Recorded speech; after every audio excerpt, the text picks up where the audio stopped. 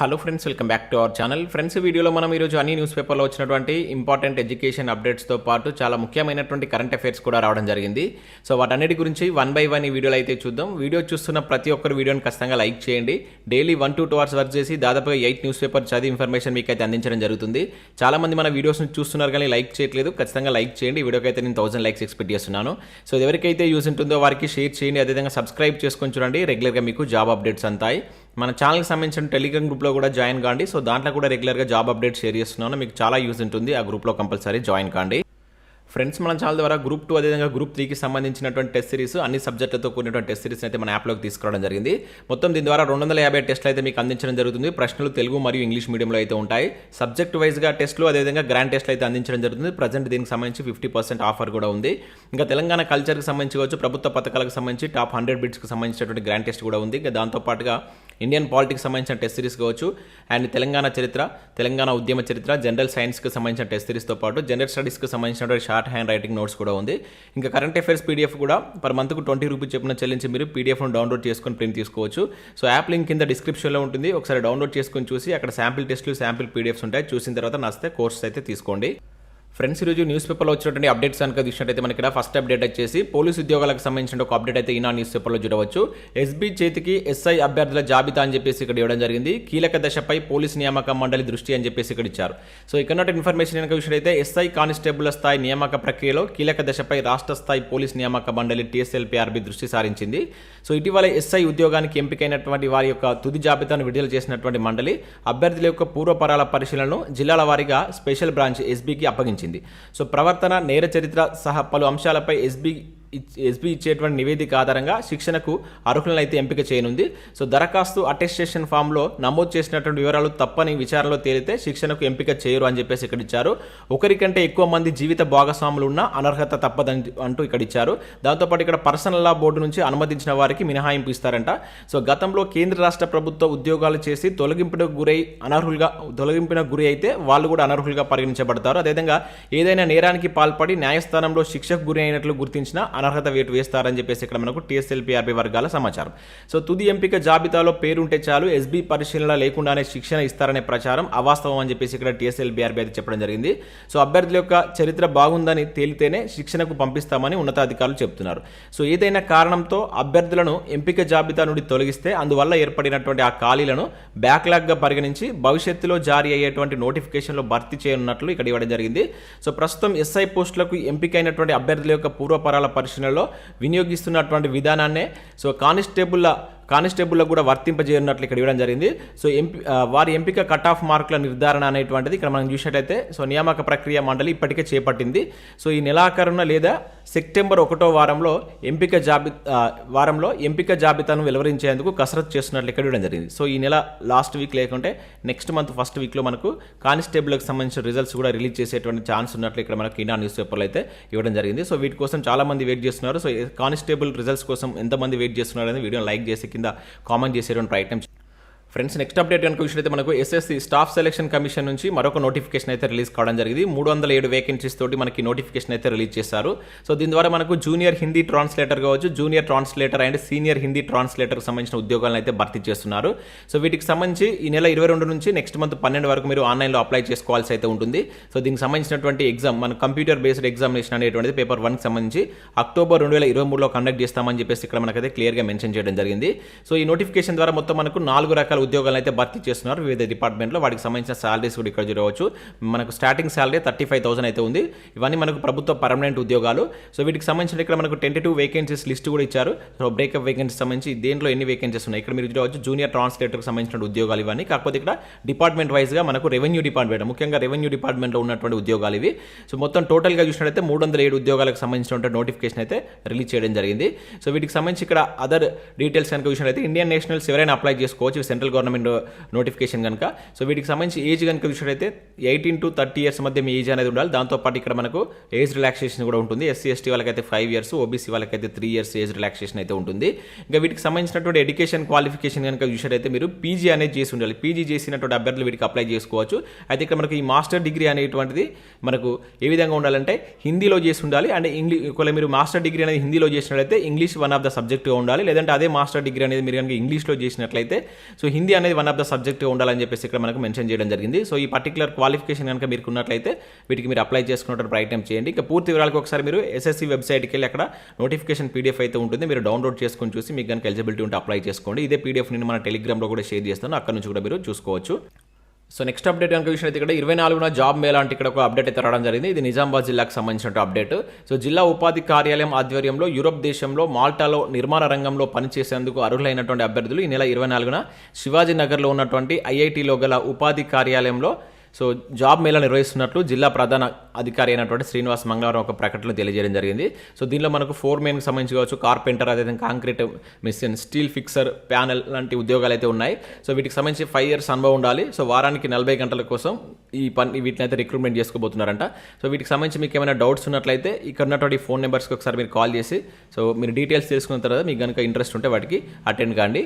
ఇక నెక్స్ట్ కనుక చూసినట్లయితే ఇక్కడ మనకు ఈనాడు ప్రతిభకు సంబంధించి చూసినట్లయితే సో ఇక్కడ మనకు గణితానికి సంబంధించినటువంటి ఒక ఆర్టికల్ అయితే ఇవ్వడం జరిగింది. దీనిలో ముఖ్యంగా మనకు ప్రస్తారాలు, సంయోగాలకు సంబంధించిన దానిపైన కొన్ని క్వశ్చన్స్ అయితే ఉన్నాయి, ప్రాక్టీస్ క్వశ్చన్స్. దాంతోపాటు ఇక్కడ మనకు ఇండియన్ ఎకానమీకి సంబంధించినటువంటి బిడ్ బ్యాంక్ అయితే ఇవ్వడం జరిగింది. ఇక్కడ మనకు చాలా ఇంపార్టెంట్ ఇది మనకు. సో సరళీకరణ, ప్రైవేటీకరణ, ప్రపంచీకరణకు సంబంధించినటువంటి దానిపైన బిడ్ బ్యాంక్ అయితే ఇచ్చారు. ఒకసారి దీన్ని కూడా డౌన్లోడ్ చేసుకుని ప్రాక్టీస్ చేసేటువంటి ప్రయత్నం చేయండి. సో ఇవి మనకు వివిధ న్యూస్ పేపర్లో వచ్చినటువంటి ఎడ్యుకేషన్ అప్డేట్స్. ఈరోజు చాలా తక్కువ అప్డేట్స్ అయితే ఉన్నాయి, కాకపోతే ఇంపార్టెంట్ కరెంట్ అఫైర్స్ ఉన్నాయి. స్కిప్ చేయకుండా చూడండి, చూసే ప్రతి ఒక్కరు ఖచ్చితంగా లైక్ చేయండి. సో డైలీ నేను చెప్తున్నా కూడా చాలా తక్కువ మంది వీడియోని అయితే లైక్ చేస్తున్నారు. ఖచ్చితంగా లైక్ చేసి మీ మిత్రులకైతే షేర్ చేయండి. ఒకటే వీడియోలో మీకు ఎడ్యుకేషన్ అప్డేట్స్ అదేవిధంగా కరెంట్ అఫైర్స్ అనేవి కలిపి అందించడం జరుగుతుంది. సో ఇక్కడ మనం ఫస్ట్ కరెంట్ అఫైర్ కనుక చూసినట్లయితే చాలా ఇంపార్టెంట్ కరెంట్ అఫైర్ ఇది. సో NGT చైర్పర్సన్గా జస్టిస్ ప్రకాష్ శ్రీవాత్సవ్ అని చెప్పేసి ఇక్కడ చూడవచ్చు. సో ఇక్కడ చూసినట్లయితే మనకు జాతీయ హరిత ట్రిబ్యునల్ NGT చైర్పర్సన్గా మనకు జస్టిస్ ప్రకాష్ శ్రీవాత్సవ నియమితులు కావడం జరిగింది. పేరు గుర్తుంచుకోండి, మోస్ట్ ఇంపార్టెంట్. మనకు NGT ఎప్పటికీ వార్తల్లో ఉంటుంది కనుక సో ఇప్పుడు జరిగినటువంటి Tspsc ఎగ్జామ్లో కూడా చాలాసార్లు మనకు NGT పైన క్వశ్చన్స్ అడిగాడు. సో దీనికి సంబంధించి కంప్లీట్గా గుర్తుంచుకొని మనకి NGT ఎప్పుడు ఫామ్ అయింది, సో ఇది ఒక చట్టబద్ధ సంస్థ, ఆల్రెడీ మనం చూసాం. సో ఇది ఏ ఇయర్లో ఫామ్ అయింది అనేది కింద కామెంట్ చేసే ప్రయత్నం చేయండి. సో ప్రస్తుతం మనకు తాత్కాలిక చైర్పర్సన్గా ఉన్నటువంటి జస్టిస్ సయోగ్ కుమార్ సింగ్ నుంచి బుధవారం ఈయన బాధ్యతలు అయితే స్వీకరించడం జరిగింది. సో ఆల్రెడీ ఇది మనం లాస్ట్ మంత్లో చూసాం. అయితే ఇంతకు ముందు మనకు ఎవరున్నారంటే సుప్రీంకోర్టు మాజీ ప్రధాన న్యాయమూర్తి అయినటువంటి జస్టిస్ ఆదర్శ్ కుమార్ గోయల్ అనేటువంటి వ్యక్తి పదవి విరమణ చేయడంతో ఆ స్థానం అప్పుడు ఖాళీ అయితే దానికి తాత్కాలిక చైర్మన్గా మనకు ఈ జస్టిస్ సయోగ్ కుమార్ సింగ్ రావడం జరిగింది. ఇప్పుడు ప్రజెంట్ కనుక చూసినట్లయితే మనకు సో మనకు మనకి చైర్పర్సన్గా సో పూర్తికాల చైర్పర్సన్గా మనకి ఇప్పుడు జస్టిస్ ప్రకాష్ శ్రీవాత్సవ్ అయితే నియమితులు కావడం జరిగిందనమాట. చాలా చాలా ఇంపార్టెంట్, పేరు గుర్తుంచుకొని నేరుగా అడగడానికి ఛాన్స్ ఉంటుంది. సో ఇంతకు ముందు మనకు ఎక్కడ పనిచేశారంటే ఇక్కడ 2023 మార్చి 30 వరకు కోల్కతా హైకోర్టు ప్రధాన న్యాయమూర్తిగా పదవి విరమణ చేసినటువంటి వ్యక్తి అనమాట. ప్రజెంట్ దీనికి ఇప్పుడు చైర్పర్సన్గా రావడం జరిగింది. ఇక నెక్స్ట్ కనుక చూసినట్లయితే 124 ఏళ్ల నాటి వర్షభావం అని చెప్పేసి ఒక ఇంపార్టెంట్ అప్డేట్ మనం ఈరోజు ఈనాడు న్యూస్ పేపర్ చూడవచ్చు. ఒక ప్రధాన వార్తగా ఇది రావడం జరిగింది. సో దేశంలో 1899 ఆగస్టులో 40% లోటు వర్షపాతం, ప్రస్తుత నెలలో ఇప్పటికే 35% అంట. సో తెలంగాణలో 66% లోటు. సో వానాకాలంపై ఎల్నీనో ప్రభావం అంటే ఇక్కడ మనం ఎల్నీనో అంటే ఏంటి చూసుకోవాలి. లానీనో, ఎల్నీనో అనేటువంటి ప్రభావం ఉంది కనుక సో మనకి డిజాస్టర్ మేనేజ్మెంట్లో భాగంగా దాని మీద క్వశ్చన్స్ అడగడానికి ఛాన్స్ ఉంటుంది. దాని యొక్క ఎఫెక్ట్ ఎక్కడ ఉంటుంది, ఇంతకుముందు దీని ప్రభావం ఏ విధంగా ఉంది అనే అంశాలను కూడా ఒకసారి మీరు స్టాటిక్ పరంగా చూసేటువంటి ప్రయత్నం చేయండి. సో ఇక్కడ చూసినట్లయితే మనకు వానాకాలంలో చినుకు జాడలేక దేశవ్యాప్తంగా 289 జిల్లాలో కరువు ఛాయలు అలుముకున్నాయి.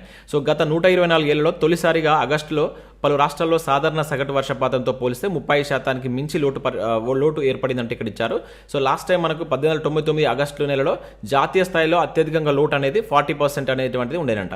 అయితే 1913లో 31% నమోదు కాగా ఈ ఏడు మరోసారి అదే పరిస్థితులు పునరావృతమయ్యేటువంటి పరిస్థితులు కనిపిస్తున్నాయని చెప్పేసి మనకు వాతావరణ నిపుణులు అయితే అంచనా వేస్తున్నారు. సో ఈ నెలలో రానున్నటువంటి 5 రోజుల్లో కూడా భారీ వర్షాలు కురిసేటువంటి తీవ్ర తుఫాన్లు ఏర్పడేటువంటి పరిస్థితి లేదని వాతావరణ శాఖ ఇప్పటికే అంచనా వేసింది. సో వర్షాభావం ఇలాగనే కొనసాగితే సో ఈ నెలలో కూడా లోటు అనేటువంటి 40% దాటిపోయేటువంటి సూచనలు ఉన్నాయని చెప్పేసి ఇక్కడ మనకు ఒక అంచనా వేస్తున్నట్లు ఒక అప్డేట్ అయితే మనకు రావడం జరిగింది. సో తెలంగాణలో కూడా ఇదే పరిస్థితులు ఉన్నట్టు కూడా ఇక్కడ ఇచ్చారు. సో తెలంగాణలో కూడా మనం ఇక్కడ చూడవచ్చు. తెలంగాణలో కూడా ఇదే పరిస్థితి కొనసాగుతున్నట్లు, దాదాపుగా 66% లోటు వర్షపాతం ఉన్నట్లుగా వీళ్ళైతే చెప్తున్నారు. సో జూన్ 1 నుంచి ఆగస్టు 22 వరకు వర్షపాత లోటు ఎక్కడ ఉంది? ఇక్కడ మణిపూర్లో మనకు అత్యధికంగా 47, కేరళలో 46, జార్ఖండ్లో 37. సో ఇట్లా మనకు వాటికి సంబంధించినటువంటి డీటెయిల్స్ కూడా ఇక్కడ ఇవ్వడం జరిగింది. సో ఇది మనకు వార్తల్లో ఉంది కనుక ఎల్నినో ప్రభావం సంబంధించి మీరు సో డిజాస్టర్ మేనేజ్మెంట్ సబ్జెక్ట్లో భాగంగా ఆ స్టాటిక్ అంశాలను చూసే ప్రయత్నం చేయండి. ఇక నెక్స్ట్ విషయం అయితే ఈసీ ప్రచారకర్తగా సచిన్ అని చెప్పేసి ఇక్కడ ఒక ఇంపార్టెంట్ అప్డేట్ చూడవచ్చు. సచిన్ టెండూల్కర్ బుధవారం నుంచి భారత ఎన్నికల కమిషనర్ ఈసీ ప్రచారకర్తగా అయితే వివరించున్నారు. సో ఎన్నికల కమిషన్ అదేవిధంగా సచిన్ మధ్య ఈ మేరకు బుధవారం ఒప్పందం జరిగిందంటే ఇవ్వడం జరిగింది. 3 ఏళ్ల పాటు ఈ ఒప్పందం అమల్లో ఉంటుందని చెప్పేసి ఇక్కడ చూడవచ్చు. సో మనకు డైరెక్ట్గా అడుగుతారు ఈసీ ప్రచారకర్త ఇటీవల ఎవరు నియమితులయ్యారని చెప్పేసి అడగడానికి ఛాన్స్ ఉంటుంది. సచిన్ టెండూల్కర్ని గుర్తుంచుకోండి. అదేవిధంగా ఎలక్షన్ కమిషన్కి సంబంధించినటువంటి ఆర్టికల్స్ మనకు రాజ్యాంగంలో ఏం తెలుపుతాయని కింద కామెంట్ చేసిన ప్రయత్నం చేయండి. ఇక నెక్స్ట్ విషయంలో అయితే జపాన్తో ఇస్రో మూన్ మిషన్ అని చెప్పేసి ఇక్కడ ఒక అప్డేట్ రావడం జరిగింది. సో ప్రాజెక్టులకు లూనార్ పోలార్ ఎక్స్ప్లోరేషన్ మిషన్గా పేరు. చాలా ఇంపార్టెంట్ కరెంట్ అఫైర్ అండి. సో మనకు జపాన్ అండ్ ఇస్రో కలిపి ఒక మూన్ ప్రాజెక్ట్ను చేయబోతున్నారు. దానికి వచ్చేసి ఇక్కడ మనకు లూనార్ పోలార్ ఎక్స్ప్లోరేషన్ అనే పేరు అయితే పెట్టారు. సో భారత అంతరిక్ష పరిశోధన సంస్థ ఇస్రో తన తర్వాత మూన్ మిషన్ జపాన్తో కలిసి చేపట్టింది. ఇప్పుడు చంద్రయాన్ 3 అనేది మనకి ఈ రోజు దీనికి సంబంధించిన రిజల్ట్ అయితే రాబోతుంది సాయంత్రం 6:04 సో దానికి సంబంధించి మనకు కంప్లీట్ ఇన్ఫర్మేషన్ అయితే తెలిసిపోతుంది సక్సెస్ అవుతుందా లేదా అని. సో సక్సెస్ కావాలని అయితే కోరుకున్నాం. 100% సక్సెస్ అవుతుందని చెప్పేసి హోప్ అయితే ఉంది. చూద్దాం ఏమవుతుందో. సో ఇది అయిపోయిన తర్వాత సో మన ఇస్రో అనేది సో ఇక్కడ జపాన్తో కలిసి సో మూన్కు సంబంధించిన మరొక ప్రాజెక్ట్ని అయితే చేపట్టబోతుందట. So Japan aerospace exploration agency దానే జాక్సా అంటారు. అదేవిధంగా ఇస్రో సంయుక్తంగా ఈ ప్రాజెక్టు చేపట్టున్నాయి. సో దీనికి lunar polar exploration mission LUPEX. సో ఇది గుర్తుంచుకోండి. ఇటీవల వార్తల్లో నిలిచినట్టు లూపెక్స్ అనేది ఏ 2 దేశాలకు సంబంధించినటువంటి ప్రాజెక్ట్ అంటాడు. సో ఇండియా జపాన్ సో పేరు పెట్టారు. సో మూన్ మిషన్కి సంబంధించినటువంటి రోవర్ను జాక్సా డెవలప్ చేయనుగా అదేవిధంగా ల్యాండర్ను ఇస్రో అభివృద్ధి చేస్తుందని చెప్పేసి కూడా ఇక్కడ ఇవ్వడం జరిగింది. చాలా ఇంపార్టెంట్ అండి. సో నెక్స్ట్ మూన్ ప్రాజెక్టు మన భారతదేశం జపాన్తో చేపట్టనుంది. సో నేరుగా బిట్టడానికి ఎక్కువగా ఛాన్స్ ఉన్నటువంటి ఏరియా గుర్తుంచుకోండి. ఇక నెక్స్ట్ విషయం అయితే హైదరాబాద్లో నేషనల్ దళిత్ సమ్మిట్ అని చెప్పేసి ఒక అప్డేట్ అయితే రావడం జరిగింది. 26-27 తేదీలో హరిత ప్లాజాలో నిర్వహణ. 26 రాష్ట్రాల నుంచి హాజరు కానున్నటువంటి 300 మంది ప్రతినిధులు అని చెప్పేసి ఇక్కడ ఒక అప్డేట్ అయితే రావడం జరిగింది. ఇక్కడ విషయం అయితే మనకు దేశానికి సమగ్ర దళిత ఎజెండా ఇవ్వడమే లక్ష్యంగా ఈ నెల 26-27 తేదీలో మనకు హైదరాబాద్లో జరుగుతుంది. హైదరాబాద్ బేగంపేటలో ఉన్నటువంటి హరిత ప్లాజాలో నేషనల్ దళిత్ సమ్మిట్ నిర్వహిస్తున్నట్లు సో పలు సంఘాలు ప్రకటించాయి. సో మంగళవారం హరిత ప్లాజాలో జరిగినటువంటి మీడియా సమావేశంలో మనకు సెంటర్ ఫర్ దళిత్ స్టడీస్ అధ్యక్షుడు అనేటువంటి మల్లేపల్లి లక్ష్మయ్య సో అదేవిధంగా all India agriculture workers union జాతీయ ప్రధాన కార్యదర్శి బి వెంకట్ సమ్మిట్ వివరాలను మీడియాకు అందజేసినట్టు ఇక్కడ చూడవచ్చు. సో దళిత్ సమ్మిట్ ఇటీవల ఎక్కడ జరిగిందంటే 26-27 తేదీలో మన హైదరాబాద్లో జరిగింది కనుక ఇది మనం గుర్తుంచుకోవాల్సి ఉంటుంది. నేరుగా కూడా మనం కరెంట్ అఫైర్స్ ఉన్నటువంటి పోటీ పరీక్షలో కరెంట్ అఫైర్ రూపంలో అడగడానికి ఛాన్స్ ఉంటుంది. నెక్స్ట్ మరొక ఇంపార్టెంట్ కరెంట్ అఫైర్ కూడా చూడవచ్చు.